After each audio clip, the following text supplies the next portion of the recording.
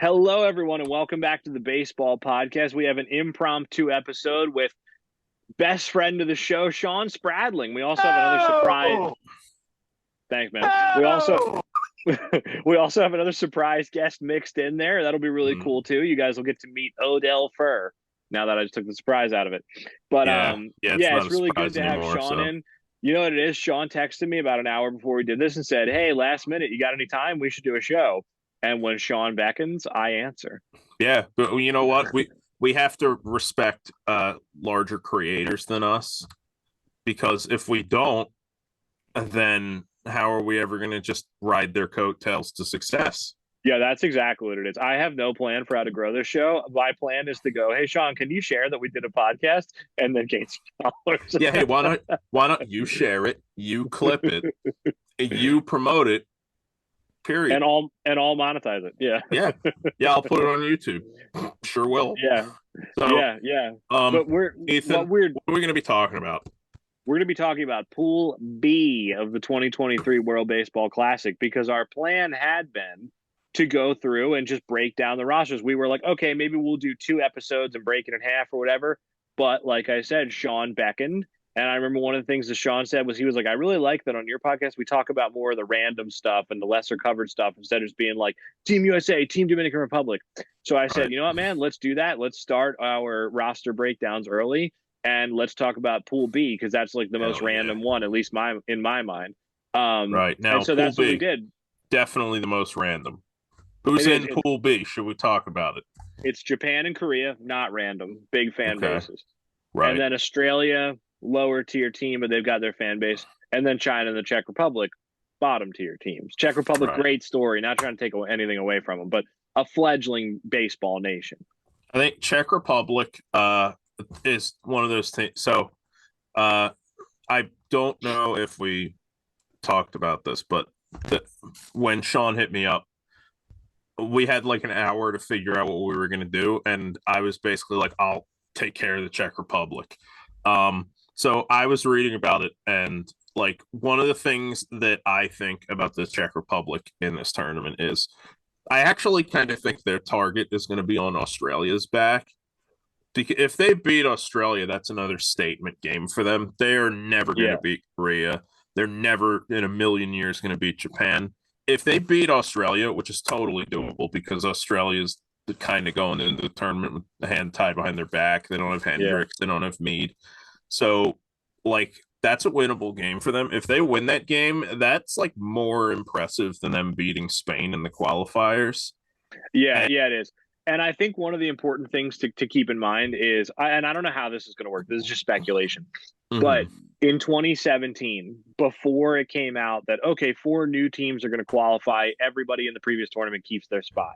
Mm-hmm. The way it had been was the team that finishes lowest in their pool has to go back into the qualifying tournament, and that spot's up for grabs. So, for instance, China was in a pool with, I think, Cuba, Japan, and Australia. China got beaten every time they went 0-3. They finished last in their shockingly, pool. And then, and then China, had it stayed the same way, would have had to play a qualifying tournament to get its spot back. So I'm assuming, and not that there's anything wrong with that, of course, but if the tournament expands to 28 or 32 or something in the future, great. I'm all for it. I want to see more teams. But I'm assuming they're thinking 20 is a good number, maybe, so they might stay there. If they stay there, I would assume they'll do something to the same effect of the last team or the last 2 teams will have to requalify. So even if if you're looking at Japan and Korea and we're probably not going to move past them, but if you can beat China, if you can beat the Czech Republic, if you beat Australia, that'll vault you up the rankings within your own pool and hopefully safeguard your spot in the next tournament. So that is something to keep in mind, where even a team like China or the Czech Republic who's going, man, we're not advancing, you still want to try and rack up at least 1 win so that you're not in a position where you might have to requalify. Yeah, they're not just playing out the string. There won't be any of that. So exactly. I like that system because it does give teams like Nicaragua and Pool D is they would probably be playing out the string without this. China and the Czech Republic, probably more so China right now, would just be playing out the string because, as we'll get to, there is evidence now that China has a full team, but I wouldn't call it strong evidence. No. But I'm not believing it until I see it. Yeah, over in Pool A, I mean, my guess is that Panama and like Taiwan are going to be fighting for that finals, but maybe Italy if they have a bad tournament. But I like that, the teams that are just never going to advance, they do have something to play for other than just, hey, we tried. Like Great Britain in Pool C is just not a match for any of the other teams. So that's nice that, there's a reason to be there. I like it. I mean, I want the tournament to expand, so I want this to be a moot point, really, but I think there's a good chance it stays this way. So anyway, I hope you guys enjoy our interview with Shawn and Odell. Odell's great. I'll give his socials at the end.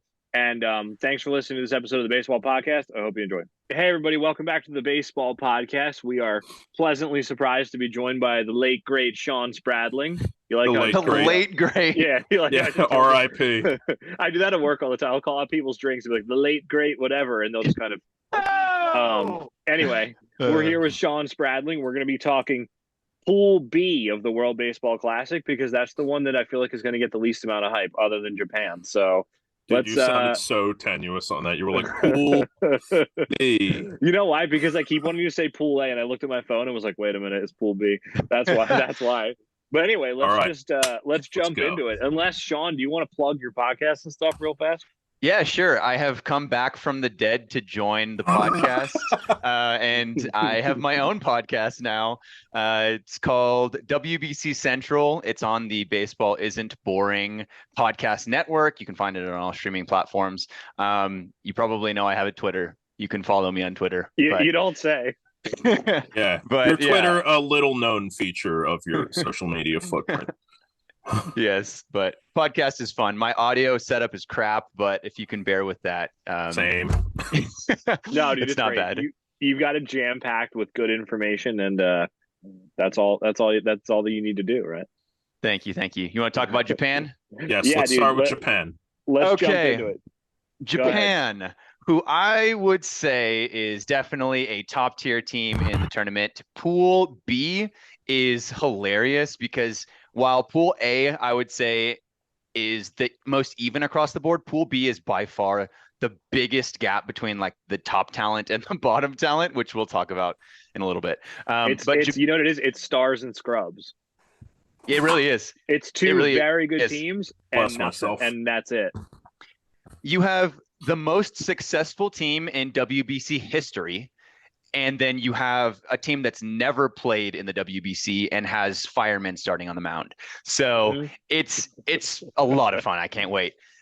With Japan, I would say they're definitely a top tier team. They're right up there with US and Dominican Republic. If you want to put them like just ever so slightly behind those top two, because those two teams are stacked, that's fine. But I would say that they have just as realistic of a chance to win the tournament as those top two teams. Like they've won it twice. They're the only country that's ever won the WBC more than once. And this is, yet even with those wins, this is their strongest team that they've ever brought to the WBC. So, I mean, if you're looking at like MLB talent that people in the US, MLB fans would know, obviously Shohei Ohtani, you got Seiya Suzuki and Masataka Yoshida, who is now on the Red Sox. And then everybody's favorite Japanese name, Lars Nootbaar. Who, Nootbaar Aki. Yeah. Dutch, hey, you don't have to make it doubly Japanese. Come on. Yeah, it was already Japanese enough. The Dutch Japanese. Yeah, that one was so funny when people realized that he was Japanese, which is his mom is from Japan. And like there's videos of him like as a kid saying like, yeah, I'd love to play for Team Japan. So it's crazy that he actually does get to play for the national team now. That'd be the outfield. Yeah, it's super cool. The stars that I think everybody wants to see are Munetaka Murakami, their third baseman, and then the two pitchers who y'all talked about with Baseball International a couple episodes ago. Yoshinobu Yamamoto and Roki Sasaki. Roki Sasaki is like the guy that everybody knows, but he's not even the best pitcher in Japan. Yamamoto's been the guy for like 3-4 years. Right. So yeah, we were looking at his stats and he was unbelievable. He was bananas. It's crazy. Yeah. Like you hear the name Roki Sasaki because he's going to be coming over to the US. He's like 21 or I think he's 21. Right. Yeah, that sounds right. Once you realize he's not even the best pitcher in Japan, your mind is blown. It's ridiculous. Yeah, not to mention Darvish and Ohtani. Yeah, exactly. Right, there you go. Yeah. That's the rotation, who I would say has the best pitching rotation of anyone in the tournament. Yeah, they do. It's unbelievable. They're the only team that was in contention for the best rotation that didn't suffer like massive losses when the rosters actually dropped. Yep. Because the Now, U.S. correct me lost if I'm Logan wrong. Webb. They didn't suffer any losses, I don't think, did they? Nope. Like, they didn't have any decommitments or injuries or anything. They're one of the only teams I can think of that were just, here's our roster, and then it finally came and they just did it. Yep. That's wonderful. Yep, exactly. They're the Because only they love team. their country. Well, that really is a testament to like how seriously Japan takes it, and I wish we had more of that in the U.S. or in MLB. I'll say. I agree. No, I definitely agree. Even with the Dominican Republic, they lost a couple guys who were in MLB who were vital pieces in their pitching staff. But for Japan, they didn't lose anyone. The DR lost who? They lost Fromber Valdez, right? Yep. And then Luis Castillo. Luis Castillo. I mean, Severino, Freddie Peralta. Yeah, and then you go to the bullpen, Sir Anthony Dominguez, what's his name? Guardians closer, Emmanuel Clase. Like, it's pretty brutal. I mean, they're still loaded. They're still loaded, but it's a shame. But yeah, Japan's loaded, and they didn't lose anybody, which is great, which is wonderful. So anyway, we went over the outfield, we went over the rotation. Who's in the bullpen for them? I have no idea. You tell me. Yeah, in the bullpen, they have a lot of starters on their pitching staff. But the rest of the names are like Hiromi Ito's really, really good. Hiroto Takahashi. One guy that I think that people were really shocked to see on the roster is Yuki Udagawa. He is half Japanese and half Filipino, I think. Let me fact check that. But I was talking with Yaku Cosmopolitan. He's like a great source for Japanese baseball on Twitter and on YouTube. And he was saying like he was shocked that he was on the team, but so excited because he is like 20 years old, maybe 21. His numbers last year, he pitched in 19 games. He's a rookie last year, 0.81 ERA, 32 strikeouts, pretty good through 22 innings. So that guy's definitely a name to look out for. So all throughout the pitching staff, it's ridiculous. The only guy, and we can talk about the infield in a little bit too, but the only guy that's missing from the roster that is like one of the top tier players in Japan is Yuki Yanagita. He's like a consensus top 10 player in Japanese history. But he's like a little bit older and had a down year last year. He's still like one of the best players in Japan, but because of his down year last year, and I think he just got traded, or maybe he just wants to focus on spring training. He's the only guy that was like, I'm not going to play on the team. We got other guys that are better than me, so I'm going to sit out. Yeah, that's not the reason you usually hear with like American players. Is it like, we want to put the best team out there? It's always like, well, I just saving these bullets. I'm a little bored. I just want to go to spring training, hang out with the boys. Got to make sure I don't mess up with my arm regimen before the season. Yeah, and I guess for somebody like, I don't know. Baseball contracts are guaranteed. So, like, if it was like football and like if you get hurt, then you just don't get paid. I would understand. Yeah. But like, if you're Max Scherzer and you get hurt, it's like, well, you're still going to get paid. Like, obviously, the Mets are going to be mad, but the Mets are used to their starting pitchers being out for the season. That's the Mets a lot of times have been the cause of their pitchers getting hurt. So Sean, I'm assuming you have this Team Japan running the tables, going 4-0. Yeah, I don't see them losing any game. You could make a case that Korea could beat them. They're the only team in that pool that is competition for them. The other three, I don't think it's going to be even close. But I see this team sweeping the floor for sure. Yeah, it seems to me like if Korea has their best day and Japan and whoever starts for Japan has like a clunker, then you could see a win. But like Australia, as much as I love them, no chance. China and the Czech Republic, even less of a chance than Australia. So, okay, is there anything else you want to talk about with Japan? Odell just told me he's ready, so we can just talk Korea if you want. Those are the big things. The only I'll name just two other guys to look out for, nicknames to make sure that you know before the tournament. Shugo Maki, he's also like 22. This whole team's incredibly young. He can either play first or second base. He'll definitely be in the starting lineup, but he's an insane bat as well. And then another guy, Hotaka Yamakawa. He's like one of the biggest power bats in Japan, but he's not like a traditional Japanese style like bat. He doesn't have the on base skills. His like OPS is really high because of the slugging, but Right. I don't think Japanese fans are all on board with him starting instead of Tetsudo Yamada. So yeah, those are kind of the names to know. He's the Japanese Adam Dunn. Yeah, he's a great What a compliment. It's I love Adam Dunn. Okay, that's not a diss in any way. I'd say he's definitely better than Adam Dunn. Maybe Adam Dunn at his peak. Yeah, like Red's Adam Dunn. Yeah, there you go. So, Shawn, I do have to ask, this is unrelated to the baseball aspect of it, but how did you figure out how to pronounce all these? Because as our legions of fans know, this is not an easy task, evidenced by Tom. Right, yeah. A lot of practice. Just asking some people on Twitter. I have, thanks to all of this WBC content, I have plenty of people that feel comfortable correcting me when I don't pronounce something the right way. So which is good. A lot of trial and error. Yeah. Right. Yeah. Okay, but here, so who's real quick, I looked up Yamakawa's stats. He had 41 home runs in 2022.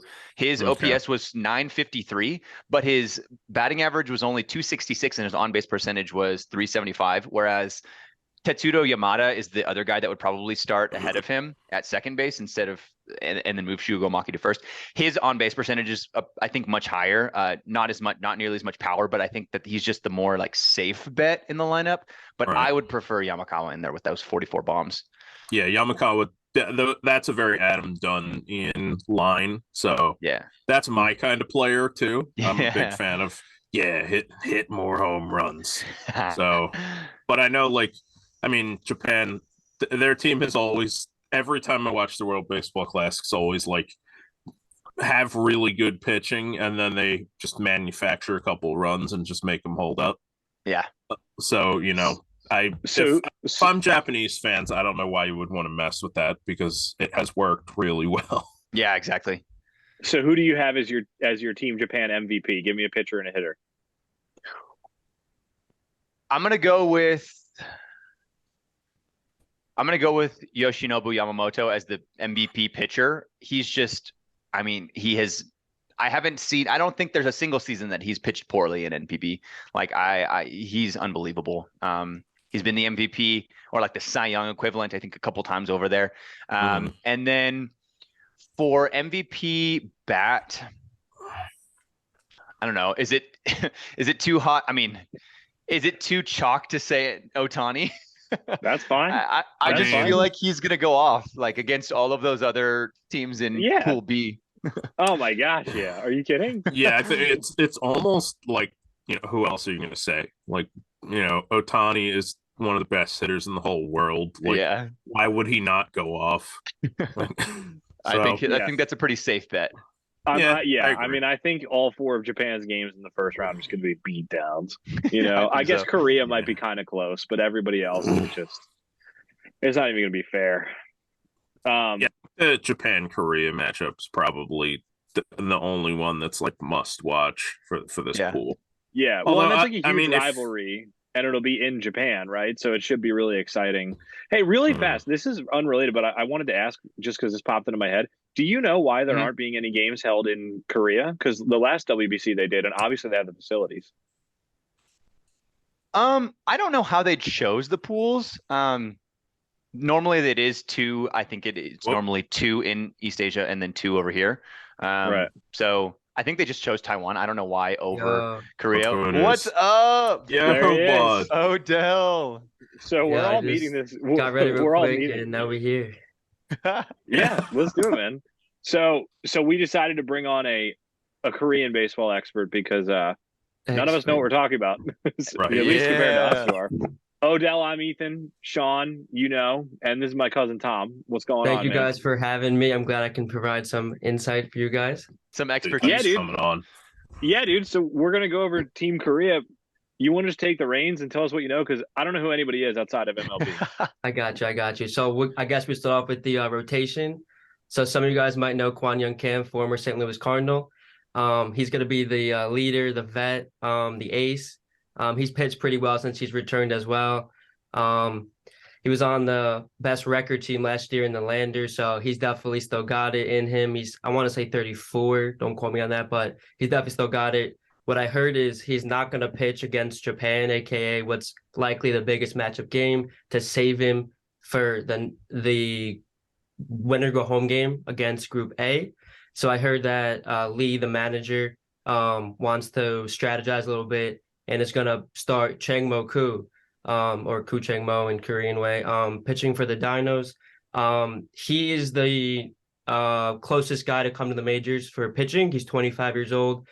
He's been injury prone a little bit. So he's had like around a 1.9 to 2.1, give or take, in the past 3 years from when he has pitched. So he's definitely that guy. People have said he's like Patrick Corbin back in his prime.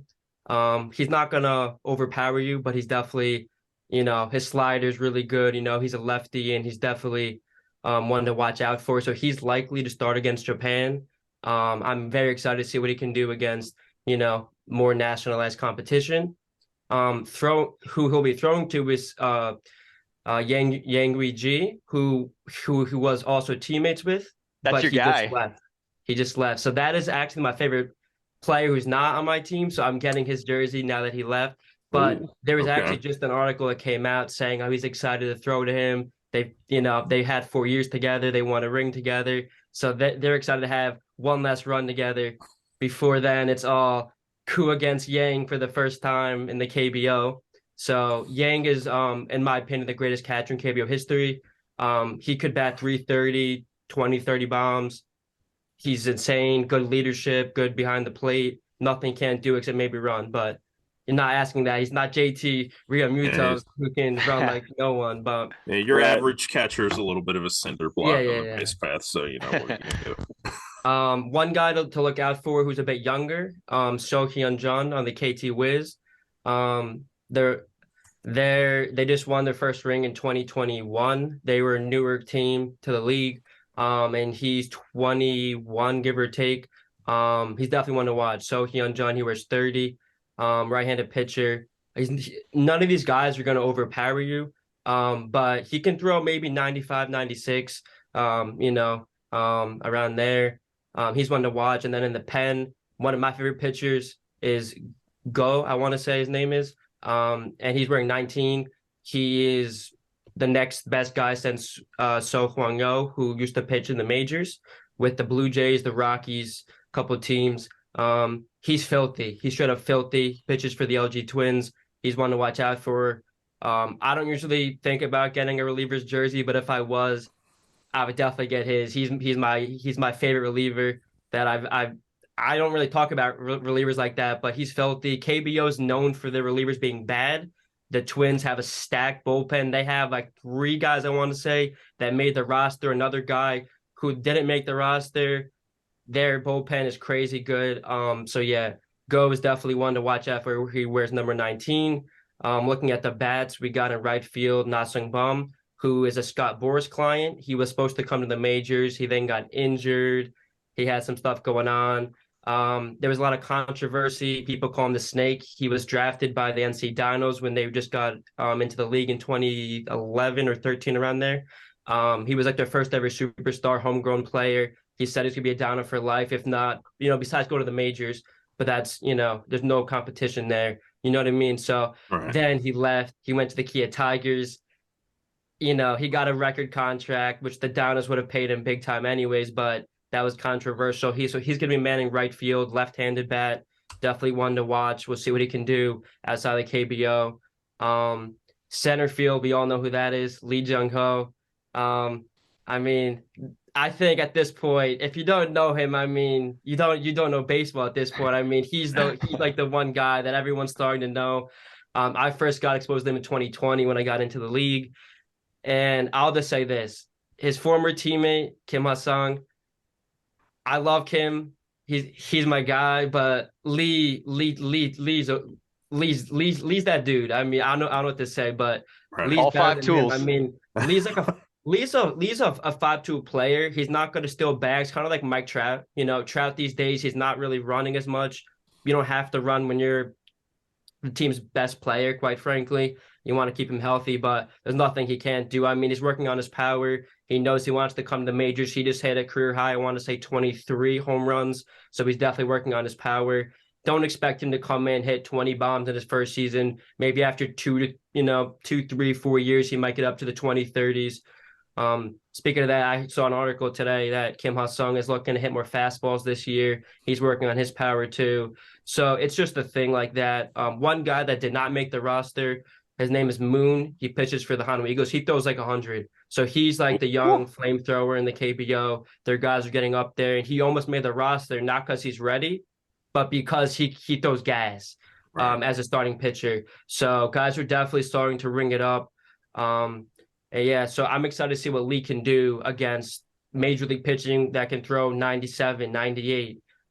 So some good tests will be potentially facing Shohei Ohtani, Rosai Sasaki. I mean, a lot of these guys, they throw up there, plus they're filthy. So that's the big competition. People are saying he's going to get more money than Yoshida, who just signed for the Red Sox. He's younger. He's 25 compared to like 30, give or take. But the main thing is if he can't hit the fastball, that's going to dictate a lot of his contract. So This is a big showing for him, more than anyone else, in my opinion. But this showing is going to determine if he's that 100, 150, 200 plus guy. A lot of teams could use a center fielder. He could also slide over to left and right. He doesn't really play, but any center fielder pretty much can get the hang of that. In left field, we got Hyun-Soo Kim. Kim is a guy that I think is going to have a tremendous tournament. He was someone who came into the majors with the Orioles, and he actually started pretty good. I don't remember what happened. I don't follow the Orioles too much, but he kind of got off the Orioles. I don't know what happened. He kind of fell off a little bit. He went back to KBO. I don't think he was bad. I believe he got injured. I could be wrong, but he's someone I think is going to have a big tournament. I think he wants to prove to people that wasn't a fluke or he wasn't good enough. I think he's going to have a good tournament. He's definitely like the leader guy for the whole team. He's their captain. So I thought it was going to be Kwon Young Kim, but Hyun-Soo Kim got the captain as far as pictures have shown and everyone stated. We'll see what happens game day. Obviously, maybe he'll have captain one day. I don't know if he's the official captain per se. So yeah, and then you got Kim at short, Tom Yedman at second, Yang at catcher. Overall, to give you a brief rundown, basically I would say the bottom of KBO is like the worst of AA. The stars can compete in any league in the world. And then like the average player is probably like AAA. So, I would say like Lee doing well, it's not a fluke. I mean, sometimes guys don't translate because they're not home. They don't have their families, different language. There's so many different factors. Even if a guy leaves the Yankees and goes to a different team, sometimes they don't do good. It's not because he can't do it. It's just sometimes you don't fit like Cano. Cano left the Yankees and he kind of wasn't the same player. So it's not always about, he can't play in the majors. Sometimes, there's a lot of factors going on, stuff like that. So I'll just say that Lee can definitely play in the majors. Whether he actually translates, that's what we're going to see next season and in this WBC, which I cannot wait for. Let's go. All right. That was good stuff, man. I don't know any of that. That's why you bring in a KBO fan to talk about KBO players. So, let me ask you this. Let me ask you this. I know there were a couple of MLB guys that didn't make it for one reason or another, like Dane Dunning and stuff like that, Rob Refsnyder. Are there any big KBO superstars who, for whatever reason, didn't make it? Obviously, G-Man Choi, but other than that, so I would say for the most part, if I was to build a roster, it'd be very similar. I mean, you can obviously nitpick. One guy who originally was not on the roster, I'll say it like this, who's replacing Choi G-Man is, what's his name? Choi. His name is Choi, plays for the Landers. He wears 54. I'm not sure what his number is for the Korea team, but he is, in my opinion, the next breakout star. I think once Lee leaves, he's that next guy. He's 25, give or take. I think he's that next guy up. So Choi's one to look out for. No one's gonna really know who he is. He's got a little bit long hair in the back. He's definitely a spark plug guy who he's a 5'2" guy. Once again, he's not going to hit bombs, but he's going to work on that. He's a younger player. Guys are starting to get more into the power categories. But Choi's someone who was not on the roster, but now is on the roster because Choi a different Choi. Choi Ji-man is off the roster now, so I'm glad he's on the roster. When he wasn't selected, I was kind of surprised. He had a breakout year, bet over 300. Took off. I think he's definitely gonna be the real deal. I think he's gonna be a perennial all-star candidate. Whether it comes to the majors, that's if he wants. I mean, we'll see. I'm not gonna just straight up say, oh, he can make it. We have to see more. Like Lee's a guy, obviously he can make it, but not every guy can make it. So we'll see what he can do. But he's definitely on the rise. And at the very least, if you like KBO, he's definitely a guy to watch for the next couple of seasons. So if you have to pick, we did this with Team Japan for Shawn. Who's like your Team Korea Cy Young, and who's your Team Korea MVP on the hitting side? Ooh, okay. So I mean, straight away, I'm thinking either Kwon Young Kim or Gu Cheng Mo. I'm gonna go with Kwon Young Kim. The reason being, he's the vet. He's the guy's pitched in the majors. He did great in the majors. One season he had like a 2-something and then like a low 3s. So I'm gonna lean with him. But Gu's the guy who you gotta watch out for. He's the guy who could come to the majors. He actually just signed a long-term deal with the Dinos, but I don't think I don't know how that works. I think he could still leave if he wants to. There's like an agreement that they can work out potentially.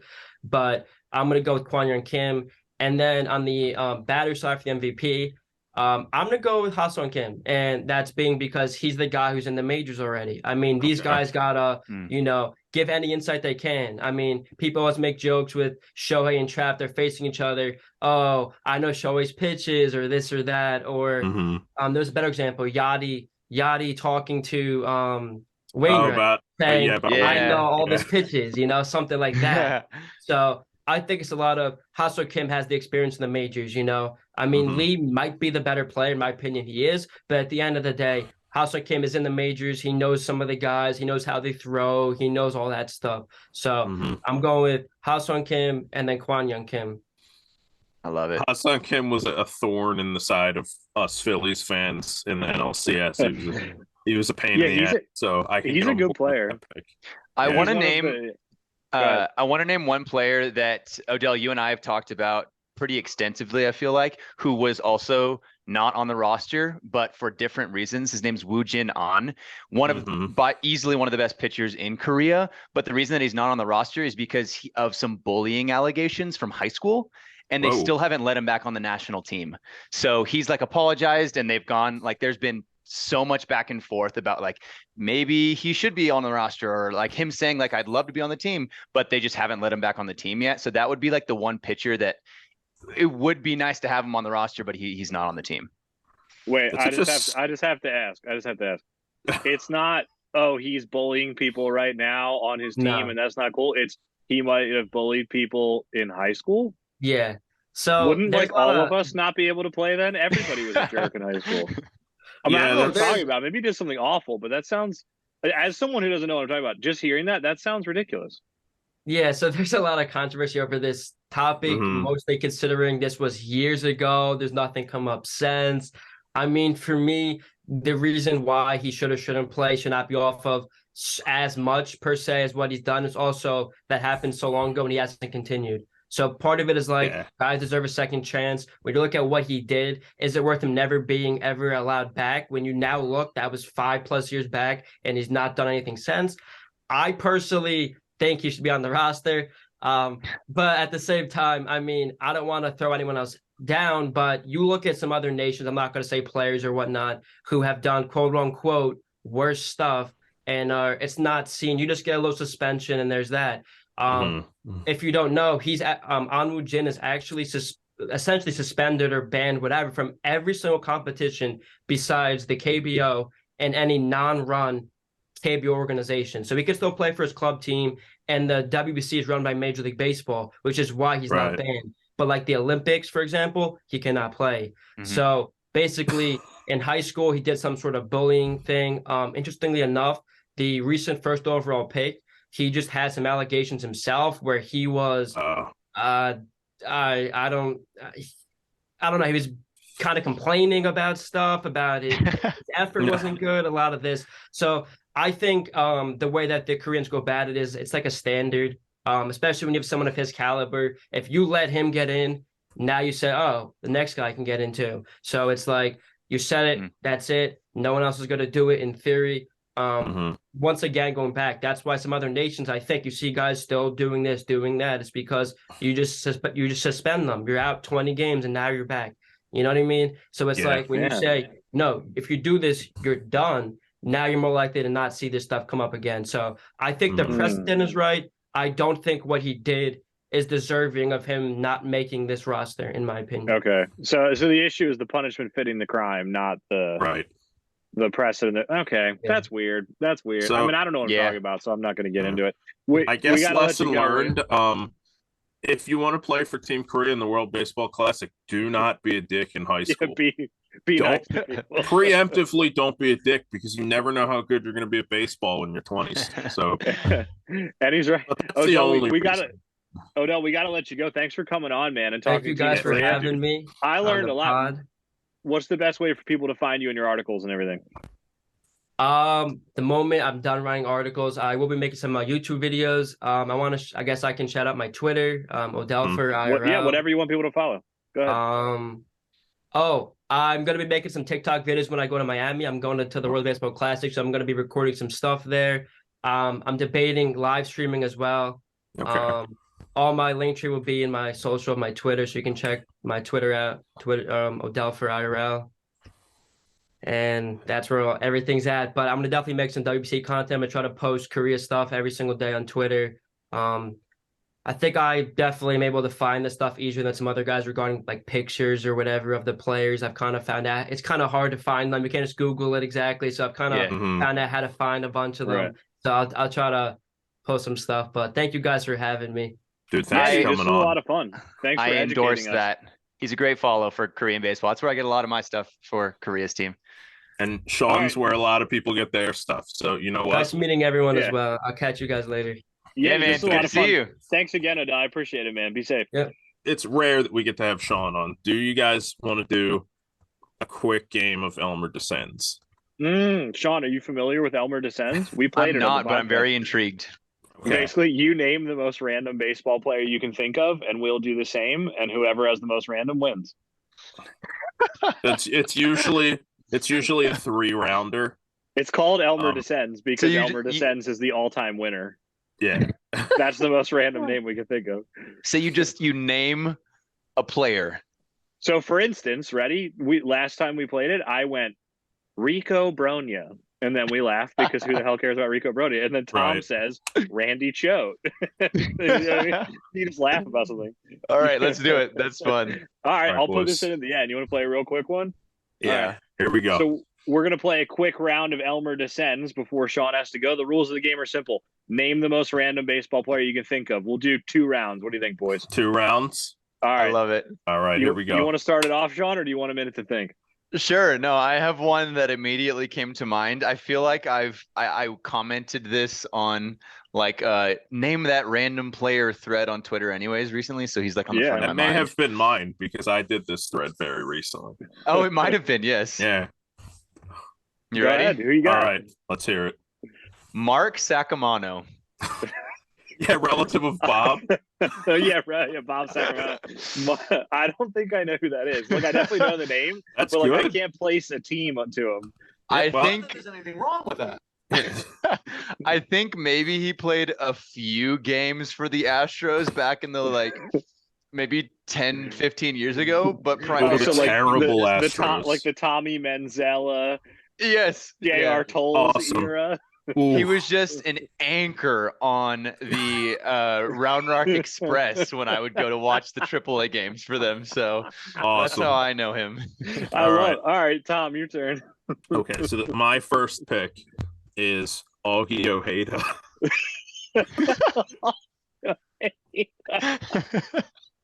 Like what?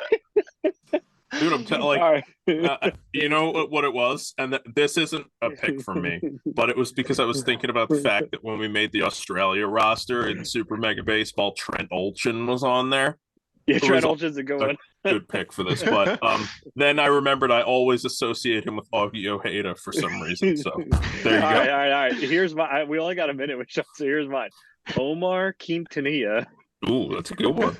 What do you think of old Omar? Yeah. All right, Shawn, round 2. Go ahead. All right. This is the one I think I did comment on yours, Tom. Okay. Jeff Supan.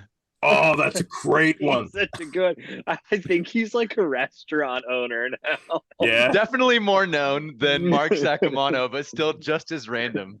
I really like the idea of walking to like a Red Robin, and then you see the little like general manager plate, and then it's Jeff Supan. Jeff Supan's like, all right, your turn. So Jeff Supan. I just thought of this, and I also believe I commented this on Twitter, but this is another word association one, because the first thing I think of when I hear Jeff Supan is Derek Turnbow. Wasn't he an all-star? I believe he was an all-star, and he had like a 7 ERA. Derek Turnbow. He was really good until the all-star break. He had like a 3 ERA or something, and then after the all-star break, he just absolutely imploded. He had Chernobyl second half of all time. Can I follow up on that theme? That theme of good first halves getting an all-star? Brian LaHair. Oh, you remember that guy? He might have been when the Astros were still in the NL Central. So yeah, probably. He was a Cub. So who's the winner? Who you got, Shawn? Who's the best name we just mentioned? Oh gosh. LaHair might take it for me. That one was not expecting whatsoever. Yeah, you like Brian LaHair. Who you got, Tom? And Brian LaHair is pretty good one. I really like Augie Ojeda, but I guess Brian LaHair wins it. All right, we'll give it. I looked up. I went to Baseball Reference to confirm that Mark Sacamano did play in MLB. Okay. He played 10 games for the Astros There in you 2008. Go. That's perfect. 11 plate appearances. Oh. Yeah, can I guess like 1 hit? 2 hits. Oh, I was off. 1 home run. I love this. Whoa, I love, what did he hit off Paul Yanish? Oh, I don't know, but his career OPS is 800, slugging of 600. Hey, huh? That's higher than mine will ever be. Yeah, that's true. We're gonna have to have you on and just do games like an entire show. Yeah. It's so much fun, dude. We got a billion games that we just made up of just being stupid, but that was fun. You got like 10 minutes. You said we got 3 teams left. We don't have to go crazy. Give me your thoughts on China, Australia, and the Czech Republic. Oh man, what is there not to say about China, Czech Republic, and Australia? Yeah, I mean, how do you fit it all into 10 minutes? Here's the thing about China is we've now confirmed that they do have a team, which we were not able to confirm for months. I would argue that won't be confirmed until they take the field. That's true. That might be a good point. Yeah. For the longest time, my graphic just had Ju Quan right in the middle of it with no one else. But now they have an actual team. And I'm sure we've talked about it, but their hat, which is probably the most exciting part of their team, is so sick. It's the best blow up from 2017 to 2023, in my opinion. Agreed. Yeah, the one from 2017 was like a hat that you get on like Epic Sports. Like it's just you get a generic C in like one of the fonts they have. And you're like, let's get it. It was like an old English font, which there's no association with China there. Very Detroit Tigers of them. But here's the thing, that's not anything new because like Italy and I can't think of it, but there are other teams that have to do the same thing where it's just an I for Italy or something. So like China wasn't alone in having a bad hat. But China was like, all right, we're going to have a bad team. Let's at least have a good hat. Yeah, China had a glow up. Italy did not. All right, so they have the eye. Yeah, exactly. So what else you got? You got anything on the Czech Republic or Australia? Yeah, real quick. The 2 highlights for China for their team is one, Ray Chang is a player and a coach. Okay. He was born in the US. He's a Chinese American player. But I think he's played in, if not every WBC, he's played in all of them except for like 1, maybe the first one. He was like, so he's played in almost all of them. And then they have 2 players named Chen, which is a lot of fun. And also, they have, again, one of the most Chinese names of all time, Alan Carter. Alan Carter. Yes. Well, the thing I think is hilarious too about China is like they have evidently Alan Carter, and they have all these guys who play baseball in China, and they have an NPB guy and a KBO guy. And I was like, oh, those are good leagues. That's good. They're both bad. Their KBO pitcher had like an ERA over 5 for his career, and their NPB guy looked up and his OPS was in the 500s in FPV, and I was like, oh. Well, Like I was really hoping they get like somebody, you know what I mean? It's bad, and they missed out on like Colton Wong and Connor Wong and Connor Joe. You know what I mean? Like there were some guys they could have gotten if they really wanted to. It's I'm sure they really wanted to. Juquan, that pitcher that you were talking about from the KBO, it's so funny too because not only is he playing, he's Korean and Chinese. He's playing for China, but he has come out and said that he's not going to pitch against Korea. Like he doesn't want to pitch against his home country. He's a double agent. So even though he's on China's roster, they still don't get him for one of their games. Oh wait, the only thing that would have been better is if he were like, I'm only pitching against Korea, and then just a lot of batting practice. Yeah, so that's the only way he could be more of a fifth column in the World Baseball Classic. I do think it's hilarious that like I also heard an interview with Vance Worley where he was like, yeah, Team China reached out because my mom's from Hong Kong. I'm going to pitch for Great Britain. Ooh, political statement from the Vanimal. So that's awesome. So all right. So what do you got on the Czech Republic and Australia? Can I defer to Tom on the Czech Republic? Yes. So I did some research on the Czech Republic. I want to go full disclosure here. Half of it was me figuring out how to pronounce some of these names because just full disclosure, Czech is a very strange language to read. But a couple of the guys that everybody knows about. Everybody knows Martin Chervenka. He's the catcher. He's the only guy other than Sogard with any like meaningful professional baseball experience in the United States. Mm-hmm. He's a beast in Baseball Extraliga, which is the Czech baseball league. Last season, he hit 15 homers and 15 doubles in 197 plate appearances. So, you know, he can still swing it. Mm-hmm. He may not be their best hitter, though, because they have Eric Sogard of Oakland A's fame, one of the famous players that the Oakland A's traded away as soon as he was making anything other than league minimum. Don't quote me on that, but I'm sure that's what happened. They also have a guy who is in, I believe, Division II baseball. His name is Marek Kloop. Yeah, Sean knows about this guy. But this dude looks like he might actually be a little bit of a beast. I don't know, Sean, I think you posted this video of Kloop absolutely destroying a baseball out of the Astros stadium. He hit it onto the tracks. And he's a monster. Yeah, a lot of people complain about metal bats. They're like, oh, everything sounds the same.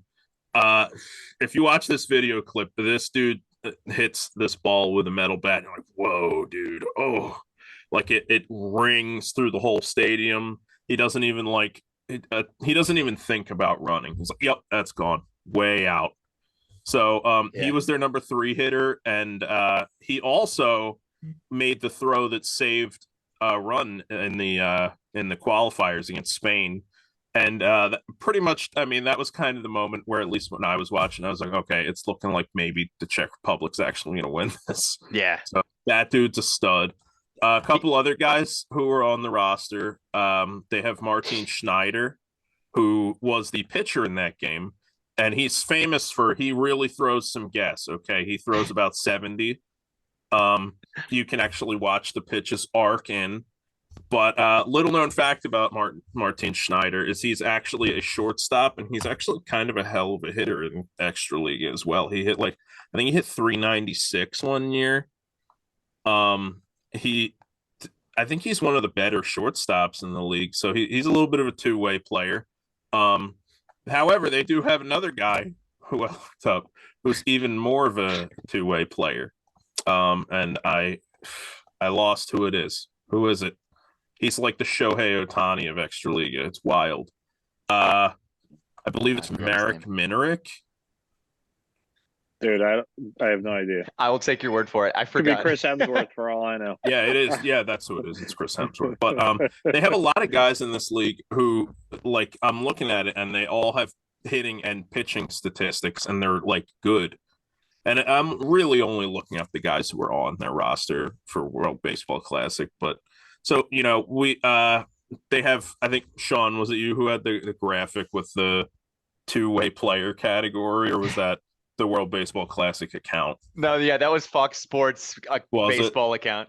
Yeah, so at the time I erroneously thought it was going to be Ohtani all the way for the two-way player, but who knows? Maybe if we get a miracle run from the Czech Republic. Ultimately, we have seen the Czech Republic at their worst. If you watch the qualifiers, they gave up 20 runs to Spain. Was not great. But then I think they defeated Germany to stay alive, and then they won probably the most entertaining game of any qualifier ever, and they beat Spain in a rematch. So we've seen them at their worst, and we've also seen them at their best. I think they get ranked like pretty close to the bottom. It's kind of fair, but I think that they should probably be above China, and they might have a case for being above like Nicaragua, maybe. I mean, Nicaragua, I think, do they have any major league players on their roster? They got Loaiziga and Chesler Cuthbert and Phillies legend JC Ramirez. Yeah, so they actually got some pitching. Erasmo Ramirez, Loaiziga. But on the other hand, I mean, Spain had Noelvi Marte. I mean, True. They had some players who are like major league caliber, so it's not like Angel Beltre. Yeah, true. Angel Beltre, one of the greatest players of all time. You want to give us your quick thoughts on Czech Republic? Czech Republic is so fun. I can't wait to watch them play. I want to highlight Marek Klup because he's a beast. He's their right fielder, and I have this guy who he's like my Czech Republic connection. Like he plays in the Czech Extraliga. Your Czech Republic connection, other than Tom, right? Yeah, other than Tom. Yes, it's obviously Tom first. And so he gives me like the inside scoop on all the players, and he said Mark Klup is like known as like the Aaron Judge, the Czech Aaron Judge. Really? So, dude is like, a really important distinction. I feel like it's Aaron Judge. He's not Aaron Judge. He just looks like compared to the rest. Yeah, he's not Aaron Judge. He's Aaron Judge. He's like 6'4", 6'5", like 225. So he's a big dude. And he just mashes. He's incredible. So yeah, he's a national champion too in Division II college. He's like their cleanup, I think. But yeah, they're fun. I'm excited to watch them play. I have them ranked above China. They are not the worst in the tournament. Yeah, I would agree. I don't see how you can have them ranked below China. I mean, I don't see how you can have China ranked anybody. Yeah, China was doing the bench warmers thing and having one guy out there just pitching. It was like Bugs Bunny against the Gas House Gorillas. Like he's going to play every position. Do you want to really fast give us any thoughts you have on Australia, or do you have something really important to like spend time with your wife? No. Yeah, we can really quickly go over it. Are you sure? I don't want to keep you. I know you got stuff to do. Well, you're probably better at talking about Australia, probably much better about talking about Australia than I am. The only thing that I know about Australia is Aaron Whitefield, and then what's his name? Aaron Whitefield's good. I'm telling you that right now. Aaron Whitefield's actually good. He rakes at AAA. He just hasn't been able to get a hit in like 12 major league at bats. Like, don't hold that against him. Aaron Whitefield's good. So he's he's kind of like that guy Sacramento. He's Moonlight Graham. Yeah, Aaron Whitefield's good. He's a really good fielder and he can fly. So, like, if he can hit at all, he's going to be good. They lost Curtis Mead and Liam Hendricks, which is like a total kick in the balls. It's a rough one. But they have some good players. Like, they have a guy named Alex Hall, who is a major leaguer. He doesn't have a baseball rep. Well, he does, but he's not a major leaguer. But he was called up for one day because they needed an injury replacement catcher. So he's in the pension fund, right? Yeah. I'm sure he's in the Players Association. Yeah, he has more major league experience than I do. This is awesome. This is a story out here getting any hype. Sean, I need you to promote it. There's a guy named Chris Oxspring who I was about to say his name. I was literally saying Chris Oxspring. I don't know anything about him other than the fact that he's 45 and dude, he's hilarious. He pitched in 2005 for the Padres in like a couple of games, and that was it. And then he went over to like KBO. I want to say he pitched in NPB too, and he's been floating around. And I watched an ABL game this year, and I saw Chris Oxspring, and he like had a gut, and he's like 45. And I was like, oh man, this poor guy is like still trying to hang on. He has like a 2 ERA in the ABL, which granted is the ABL, but like he's still like getting people out. It's incredible. He's thrown 29 innings. He has a 2.15 ERA. I literally already had his page pulled up. He hadn't pitched since 2019. Yeah. And then just comes in and throws a 2.15 Dude, it's ERA. awesome. I love it. I want to see Chris Oxspring go there and just gas people away with like 85. Do the Martin Schneider act. Yeah, exactly. Throw those loopy fastballs. The only other big league experience guy they have is a guy named Warwick Saupold, who was a Tigers reliever for a couple of years, and he pitched in the KBO. He's pretty good. He's still like a good reliever in the ABL for the Heat, so he's a guy to keep your eye on. Other than that, there's a guy named Kyle Glogoski, he was a Rule 5 minor league pick of the Reds, and he'll probably make his major league debut, if not this year, in 2024. But the cool thing about him, he's playing for Australia, but if he makes the majors, he'll be the first ever New Zealand player, which would be cool. Oh, that is cool. All right. Yeah, that's really cool. They only have one other guy who's not Australian born. He's a guy named Ulrich Boyarski, who's an outfielder in the Tigers system. And he's okay. He was hitting pretty well, and then he got hit in the head by a pitch, and that kind of derailed him. But he's okay. He's like a lefty swinging outfielder. So he's a South African guy, but he qualifies somehow.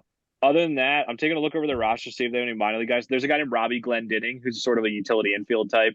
I think he's on the Royals. He was system. He was in the Pirates system for a while. He had like an 800 OPS last year in Double-A, so he's pretty good. Their manager is Dave Nilsson.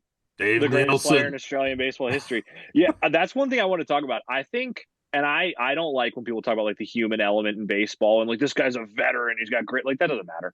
But I do really like that their coaching staff is chock full of people who know what they're doing. So they've got Dave Nielsen, big league veteran, all-star, really, really good player. They have Graham Lloyd. He won 2 World Series with the Yankees. And they've got a lot of guys who Chris Adamson is a coach in the Philly system, and he's the coach of the Adelaide Giants. They have Jim Bennett, who's like a lifelong American coach. And there's another guy I want to talk about. I forget. But they have a bunch of guys who are like really, really experienced. So I like that about them. Other than that, they have a couple of guys who are like coming up in the minor leagues that might be like Jack O'Loughlin's 22 and he's in the Tiger system, and Will Sheriff is 20 years old, he's in the Diamondback system, and Blake Townsend's in the Mariner system. So they've got a couple of guys, but other than that, it's a lot of like ABL vets like Tim Atherton, who like reached Double-A, Triple-A, kind of peaked, and now they're playing in the ABL for a long time. So I feel like they're sort of the next evolution of the Czech Republic, where like the Czech Republic's league I don't think is quite on the tier of the ABL, and the ABL is better because they have a lot of major league guys that went over and played. So I feel like in 10 years, maybe the Czech Republic can get to be that level of being like, oh, Peter Cosma's playing over here. How about that? So yeah, I think Australia is solidly in like the bottom 5 teams, but I think they're definitely better than China and the Czech Republic. So the way I know I'm bogarting the microphone, sorry, Sean, but basically my prediction is Australia loses to Japan, obviously. I think Australia beats China. I think Australia can beat the Czech Republic, but who knows? The Czech Republic's cool. I think there is a world where they can hold their own with China. I think the problem is with Korea. I meant the problem is, from everything that I've read about the Korean team, their manager is going, okay, we're not beating Japan, so there's no point in trying. We're gonna beat China and we're gonna beat the Czech Republic. So the only competition we have is Australia. So I think he's pitching his ace, Kwang Eun Kim, against Australia, and just going to go all out to win that. Right? Yeah, he's going to go all out to win that game, because that way, if they win that game, they're basically into the next round because they have 3 wins the rest of the way. Right. So I think that's the problem, is they're going to run into like a buzzsaw in Korea. Stranger things have happened. It would be really cool, because it really is. If they can beat Korea, then they're going to go to the next round. So yeah. Who knows? You know, if they have Glogoski or something pitch a gem and then they get like a couple homers, that'd be really cool. So there's like a 10% chance I think they can make it, but I don't see it. You got any thoughts, Sean? That the way that you kind of like rank Pool B is exactly how I see it too. I think you were the first one to say it, and I was like, yeah, that definitely makes sense. It's like Japan and Korea, and then there's China and Czech Republic, and then Australia is like right in the middle. Like they're not good enough to be in that top tier, but they're not as bad as the bottom 2. So yeah. I think you're right. And what Odell said, I've heard as well. Like their first game is against Korea. So I would like, it's supposed to be Kwang Eun Kim. So that's going to be brutal to try to get it off of him. But other than that's the ranking I also see that pool. Like it's a definitive top 2. Yeah. Right. They are fortunate to be in a pool where if they can sneak out a win, then they're on to the next round pretty much. Yes. I just don't see it happening, but it is like if they were in any other pool, then there's 3 or 4 teams ahead of them. So it's not going to happen. Really fast, can I ask your opinion on something, Sean? Yep. This is something I really don't like about the World Baseball Classic, and I understand it has to do with time zones and stuff. It's very unfair, like, because if you put Israel in this pool, they're the second best team. They're ahead of Korea. I'm saying that right now. But either way, they're way ahead of Australia. You know what I mean? But Israel instead is in a thing with 4 teams that are better than Australia. You know what I mean? Like, I don't like the way they do it. Is that just because players Like, do they really look at it and go, "Oh, Israel's going to be all Americans. We'll put them in an American pool, so that'll help them out. Australia's in the same time zone as Japan. That'll help." Like, is that how they do it? So let me see. They finally posted the 2023 World Baseball Classic rules and regulations. So they actually have like the method that they use to rank these teams and put them into each pool. So of course, a big part of it is regional, like Japan's not going to play over here or Korea, and vice versa. But from what I see, it says first, the federations representing each pool host country will be assigned. So the 4 teams that are representing like the host countries. Second, the teams that participated in the final 4 of the 2017 World Baseball Classic will then be assigned as top seeds for each of the individual pools. Third, it says finally the remaining teams will be assigned based on on December 21st, 2021 WBC rankings in order to guarantee competitive balance. And then it says commercial, geographic, and geopolitical considerations may also be applied to this process. And I think that last part is probably where it's like, that could be anything, like geographic and geopolitical considerations. I mean, it would make so much more sense if it was like Cuba in Pool D instead of Israel, and then having Israel in Pool A with the other European countries. I don't know why they had to make it like this, because it just seems pretty inconvenient for everyone. But I think you nailed it on your last podcast when you said ideally they get to a point where you hold one big competition in one city or at least in one nation, and then you can just say, okay, what's the best way to balance these pools? But it's MLB, so what are the odds they're going to do it right? That would make the most sense for sure. Like that's how the World Cup does it. That's how the Olympics does it. If you just have everybody all together within the same region, at least for this whole tournament, there wouldn't be any advantage that certain pools would have over others, and it would be so much easier to randomize it across all pools rather than always having to have Japan and Korea together, or always having US, Mexico, and Canada get together. So I also feel like it would be so much more of an event, because like when the WBC is in like Arizona or Miami, like that's cool. I would love to go, but like it's not the end of the world. But if you had the best players in the world playing all in Taiwan, I feel like that would bring a lot of attention to Taiwan. Or all 20 fan bases all in one city. Like that is so much fun to get to know. Like oh my gosh, all these people. That would be so cool. That would probably be the coolest. I bet part of the problem is just because a lot of the United States, which is the biggest baseball country, most of the country in March, you can't really play baseball. So I'd be willing to bet maybe that's part of the problem. But like we still have the cities that they're using. I mean, Phoenix and Miami are going to be fine. So not to mention Texas and California and stuff. Yeah, I think it should always be in Miami or LA. Like those are just the easiest with the most facilities. And California. I mean, California, like Southern California, has what, like 3 or 4 major league stadiums. They get LA, they got Anaheim, who else? San Diego. And then I mean, San Francisco is kind of far away, but it's too far. But like, Sean, I mean, you have enough stadiums, so we've kept Sean 11 minutes past his bedtime. Is there anything you want to talk about that we didn't get to, or are you like, hey, I have food on the stove? I have to go. No, this was great. I'm so glad that we got to do this. I told you we'd get one in sooner than later. So this was so fun, man. I really appreciate it. Real fast before you go, why don't you plug yourself? That's not a bad. Why don't you hey, that too. Why don't you plug everything you got going on? Yeah, so Twitter at Shawn_Spradling, YouTube, just my name, Shawn Spradling, the WBC Central podcast. TikTok is at Shawn Spradling. I just post a lot of stuff about the WBC. So if you like the tournament, follow me. I'm trying to figure out if there's a way for me to get down to either of the pools right now. That's kind of the thing I'm trying to figure out. So if any of your couple thousand followers has any ideas, tell them to hit me up. A couple thousand. I did look up what it costs to go to Miami. I don't think that some of those games are all that expensive. I think like the Team Israel games are like $96 for like not that bad seats. But the problem is you got to go to Miami and stay there and stuff. And Miami, known place that very few people want. I do have a really fast question for you, Sean, if you still have 1 second. Yeah. When is the next WBC? I saw somewhere they're going to do 2026 and then 2020, 29, and then get it back on track. Is that true? I've been wondering this for a long time, and it finally, I think I saw that post too.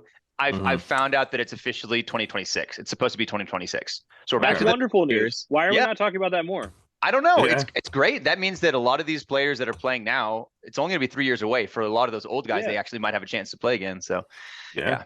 So It it's 2026, 2029, and then back onto the four-year schedule. I believe so. I'm pretty sure it's 29. The only I know for a fact that it's 2026. I think it was written in the CBA that it has to be 2026. And then because of COVID, they had to push everything. The only thing about 2026 is that's going to be weird is that it's the exact same time as the Winter Olympics. The Winter Olympics are like 2 weeks before. Not that there's baseball in the Winter Olympics or anything, but it's just still It's like just it's an event to compete it's going to be with, yeah. there. So I don't know how that's going to work out, but I mean, it's still super exciting that it's earlier than we thought. Yeah. That's awesome. That's awesome. I just wanted to ask. Yeah, okay, that's great, man. Sean, thanks for coming on, and thanks for letting me keep you longer than you should have. Yeah, Yes, no, thanks this for is sticking around. It's always so much fun. I'm sad that we didn't use more drops on your board. I Sound can drops, fix that. Oh! There we go. And, Well, and ready. Once know the what you World think Baseball about that? Classic's over, I'm sure your schedule will free up. We can do more regular things. All 6,000 people that followed me in the last couple months are going to unfollow me, and then we can just do this podcast every day.